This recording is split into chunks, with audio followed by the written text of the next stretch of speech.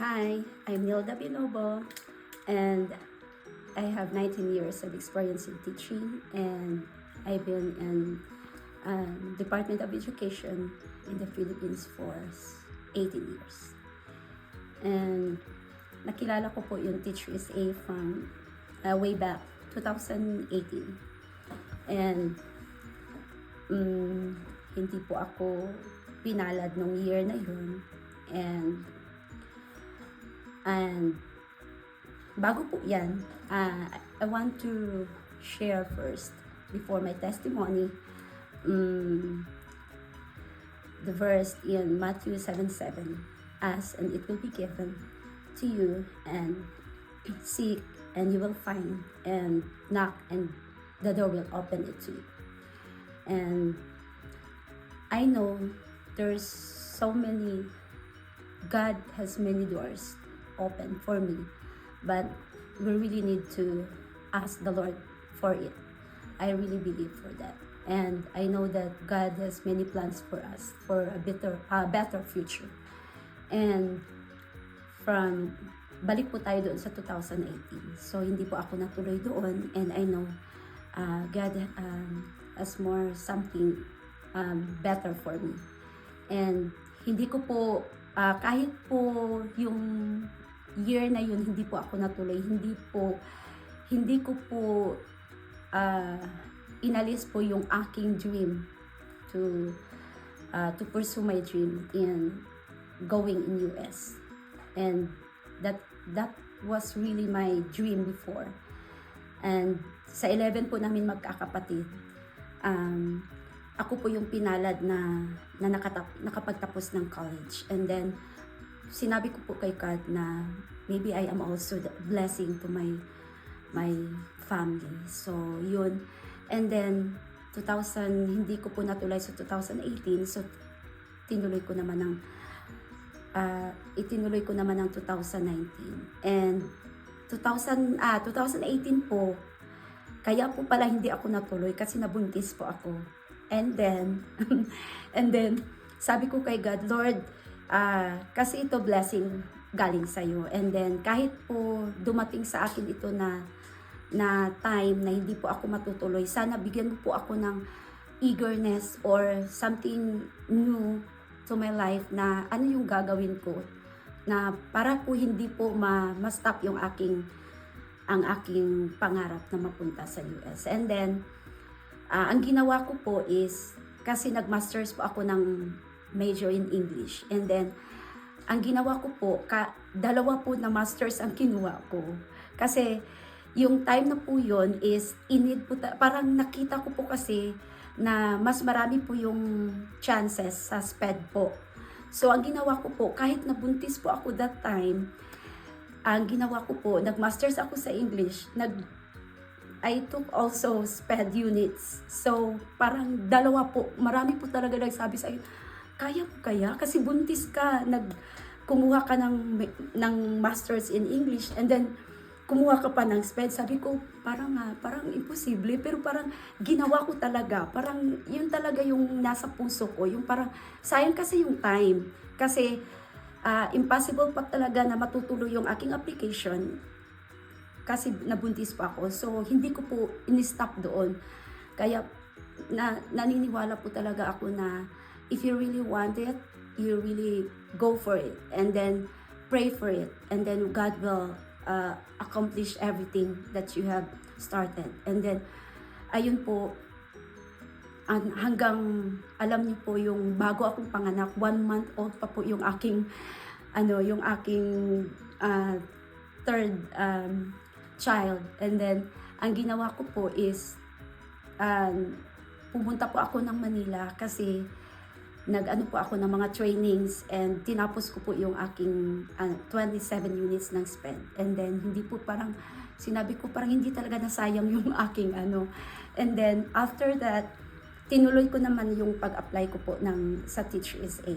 Kasi sabi ko, naumpisahan ko na kaya bakit ko pa i-stop? Kasi nandoon na ako yung parang ganun.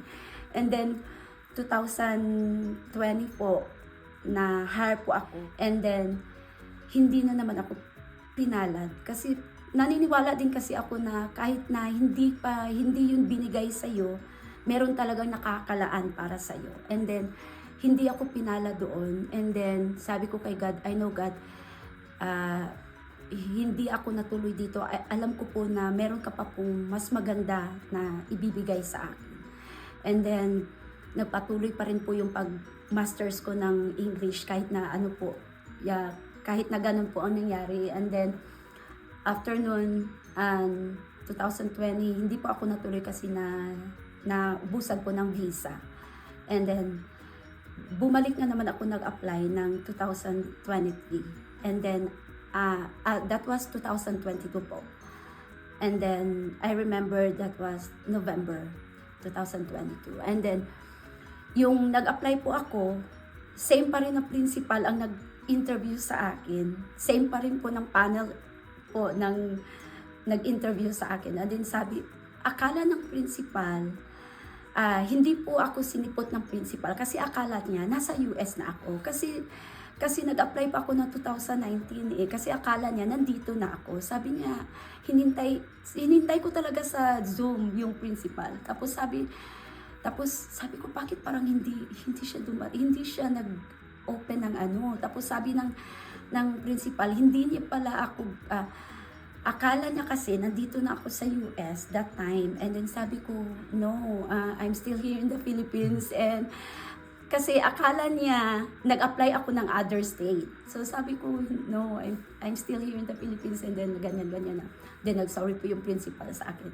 And then, in the interview po ako ulit. Pinigyan po ako ng another link. And then, nung nag-interview sa akin na principal, siya pa rin. And then she was amazed bakit yung ganun, bumalik pa rin ako sa yun na school pa rin. And then yun talaga yung parang siguro ang yung edge sa akin kasi hindi ko yung tinuloy ko pa rin yung aking application sa school na yun. And then thanks God, and I got hired. And then sa tulong po ni Ma'am Gemma, sa Teachers A, kay Ma'am Hazel, lahat po ng team, yun po talaga yung nakapagbigay sa akin ng parang sila po yung instrument ni God na ginamit po para po matuloy po yung aking dream. And then yun na po 2023,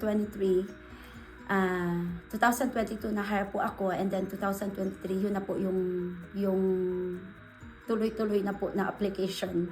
July, I remember that July, and then tuloy-tuloy na po. Marami pa pong mga state na in-applyan ko, parang 100 po na district, parang 100 po na I think mga schools po na in-applyan ko. But I know if God has something for you na inilaan para sa iyo, alam ko ilalagay ka talaga ng Panginoon kung saan ka po, saan talaga yung puso mo, kung saan po yung desire mo. Kasi noon, puro J1 po yung in-applyan ko. And then, kasi sa akin hindi ko pinili hindi ko pinili kahit saan, kahit ano. Pero, yung nasa heart ko talaga is H1.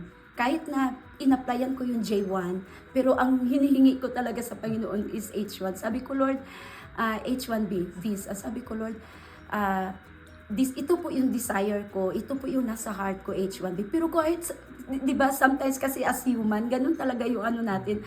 Kahit ano na po, Lord, ang ibigay mo sa akin. Yun, kahit ano po, basta ma-hire po ako, magkaroon pa ako ng visa, ganun.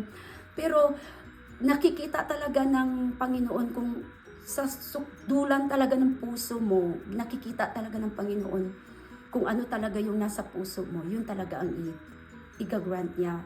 If you have a pure heart, if you have a kind heart, He will really grant your desire. And I really believe that. And then by prayer, by the people, God used them through Teachers A, through the advices of all of that. I know, ginamit po yun lahat ng Panginoon para mapurso po lahat ng dreams ko. And then yun, yun talaga ang ano ko, na answered prayer talaga, na yun talaga ang binigay ng Panginoon na H1B visa. And then very thankful, grateful, and I really want to give back all the glory and honor to our Lord Jesus Christ. That's all. Bye.